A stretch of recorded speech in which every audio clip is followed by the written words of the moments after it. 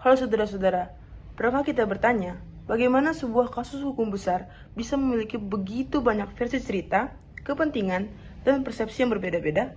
Pada kesempatan kali ini, kami dari kelompok 2 akan menganalisis kasus pembunuhan Brigadir Nofriansyah Yosua Huta Barat bukan hanya sebagai peristiwa hukum, tetapi sebagai sebuah fenomena yang menuntut kita untuk berpikir secara kritis. Kami akan mengkaji kasus ini melalui identifikasi klaim, penyusunan argumen dan counter-argumen, pola penerapan deduktif dan induktif, serta mengungkap berbagai kesesatan berpikir yang muncul di dalam kasus ini.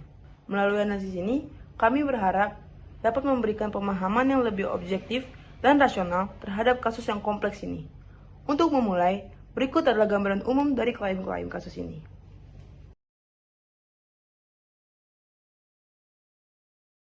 Berikut klaim-klaim yang kami peroleh dari putusan Pengadilan Negeri Jakarta Selatan yang telah dikuatkan oleh Pengadilan Tinggi DKI Jakarta dan Mahkamah Agung Republik Indonesia.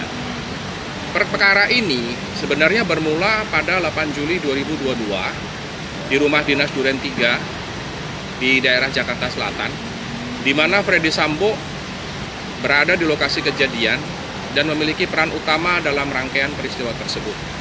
Pada saat yang sama, Nofriansyah Yosua Huta Barat juga berada di lokasi sebelum akhirnya terjadi penembakan yang dilakukan oleh Richard Eliezer. Akibat dari peristiwa tersebut, korban meninggal dunia karena luka tembak. Namun peristiwa ini tidak terjadi secara spontan. Berdasarkan pertimbangan hakim, terdapat rangkaian tindakan sebelumnya yang menunjukkan adanya penyusupan skenario. Selanjutnya, klaim-klaim tersebut kami kategorikan ke dalam beberapa jenis klaim sebagai berikut. 1. Klaim faktual. Peristiwa penembakan terjadi pada 8 Juli 2022 di rumah dinas Duren 3 dan melibatkan serta. 2. Klaim nilai.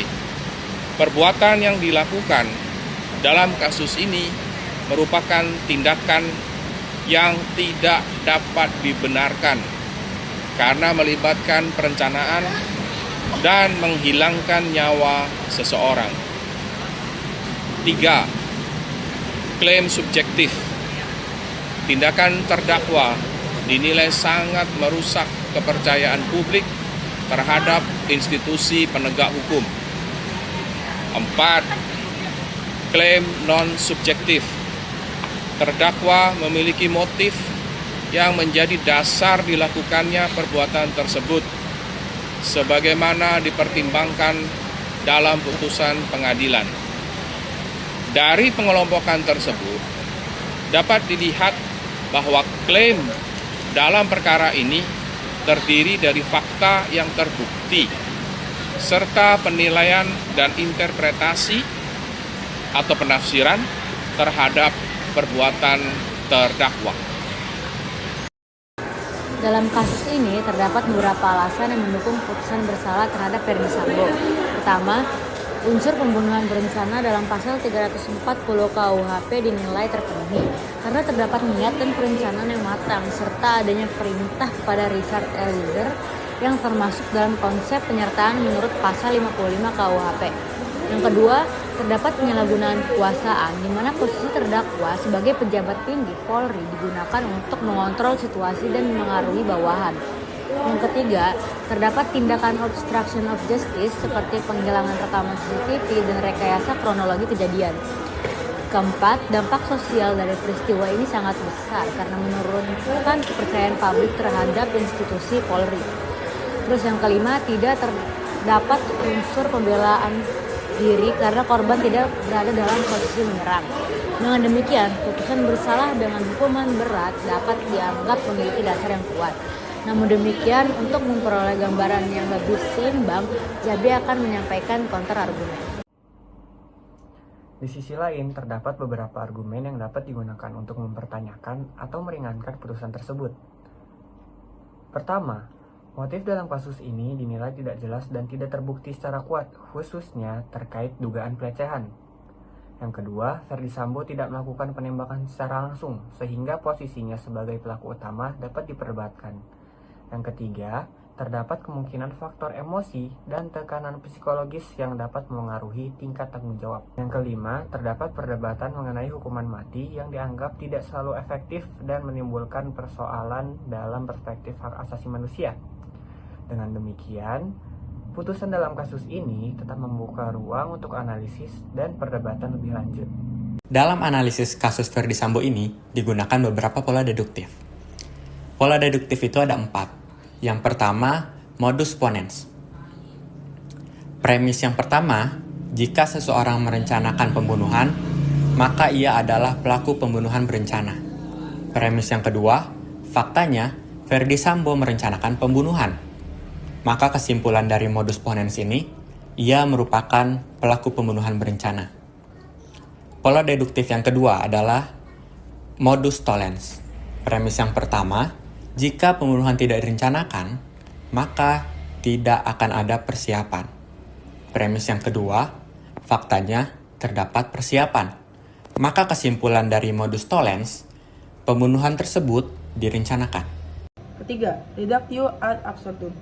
Jika Ferdy Sambo tidak terlibat, maka seluruh peristiwa terjadi tanpa kendali. Namun, faktanya terdapat kendali dan skenario, maka asumsi tersebut tidak benar. Keempat, dilema. Jika terdakwa memberi perintah secara langsung atau melalui skenario, keduanya tetap mengarah pada posisi sebagai pelaku utama. Maka dalam kondisi apapun, ia tetap pelaku utama.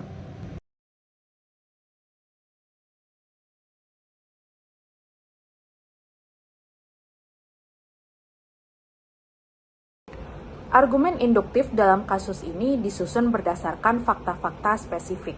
Fakta tersebut meliputi adanya skenario tembak-menembak palsu, penghilang rekaman CCTV, serta keterlibatan aparat lain dalam mendukung skenario tersebut. Berdasarkan fakta-fakta tersebut dapat disimpulkan bahwa terjadi penyalahgunaan kewenangan yang terstruktur. Namun, perlu ditegaskan bahwa ini merupakan argumen induktif jenis generalisasi, sehingga kesimpulan yang dihasilkan bersifat probabilitas, bukan kepastian mutlak. Selanjutnya, kesesatan berpikir informal akan dijelaskan oleh Mala. Dalam kasus ini terdapat beberapa kesesatan berpikir informal.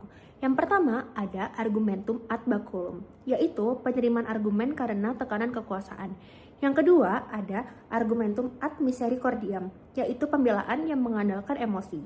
Yang ketiga ada argumentum ad populum, yaitu menganggap opini publik sebagai kebenaran. Yang keempat ada ad hominem, yaitu menyerang pribadi, bukan argumen. Yang kelima ada red herring, yaitu pengalihan perhatian dari isu utama. Yang keenam ada strawman, yaitu distorsi terhadap argumen pihak lain. Dan yang terakhir ada amfiboli, yaitu penggunaan bahasa yang ambigu seperti narasi baku tembak. Kesesatan ini dapat memengaruhi cara masyarakat memahami kasus. Berdasarkan seluruh analisis yang telah disampaikan, dapat disimpulkan bahwa berpikir kritis sangat penting dalam memahami suatu kasus hukum. Dengan mengidentifikasi klaim, menyusun argumen, serta menghindari kesesatan berpikir, kita dapat memperoleh pemahaman yang lebih objektif dan rasional. Demikian analisis yang dapat kami sampaikan, kurang lebihnya mohon maaf, terima kasih.